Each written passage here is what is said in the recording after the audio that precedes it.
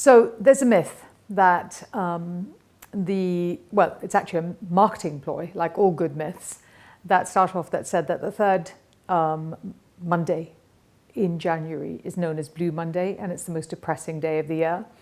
And I mean, yes, I guess if January becomes the month where you exercise and where you don't drink because you're doing dry January and you do all kinds of things, and also we're all feeling a bit broke post-Christmas, I guess that it is going to be what, and then the cold, at least in our part of the world, where you start thinking, horrible day. The interesting thing is that how about if we, instead of buying into somebody else's idea of what we should and shouldn't be feeling, actually came at this from a slightly different angle? What if everything started with how you felt? I was listening to the most amazing interview by a man called Science Mike, and he found religion, gave up religion, found it again.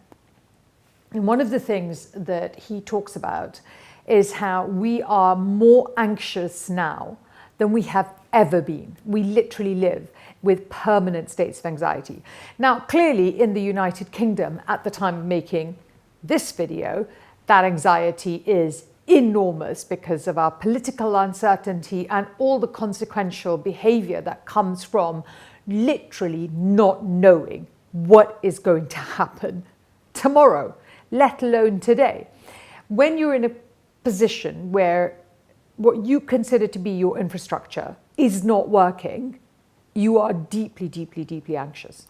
And so when our political infrastructure is not working, it makes us supremely anxious. And it's a low-lying hum at the bottom of everything that you do every day.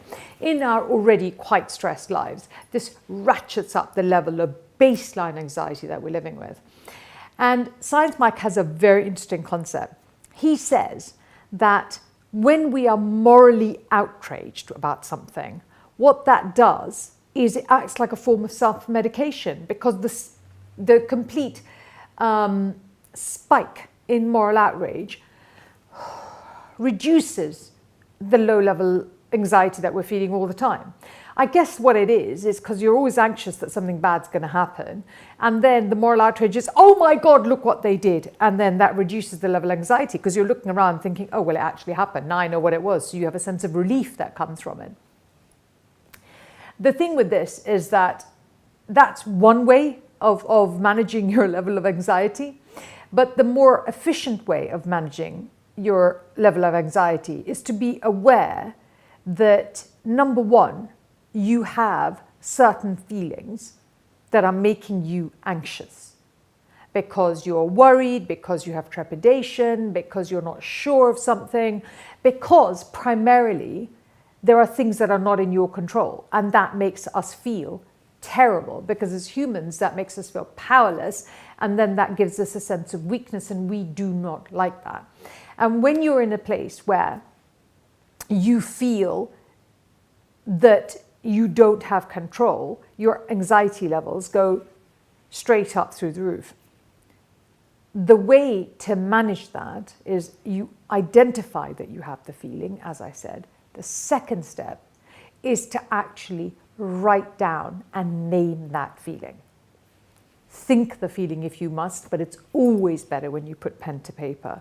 But if you can name the feeling, then that unnamed dread that's floating around actually coalesces into something where you think, oh, I'm afraid of this.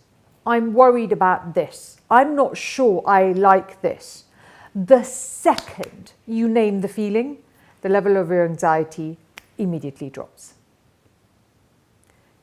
It seems almost too simple, but it actually works. If I wake up and I kind of am, something I'm worried about, what am I not feeling good about? What am I, and then I go and I think, oh, I'm a bit unsure about this. I don't feel so comfortable about it.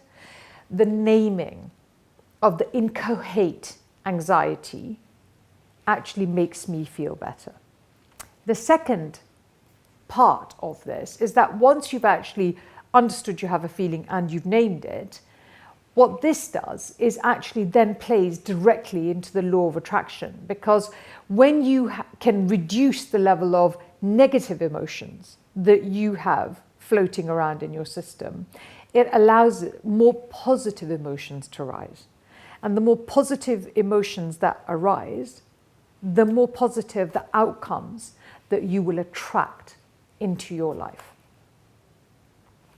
I hope you found that interesting. If you did, comment below and let me know.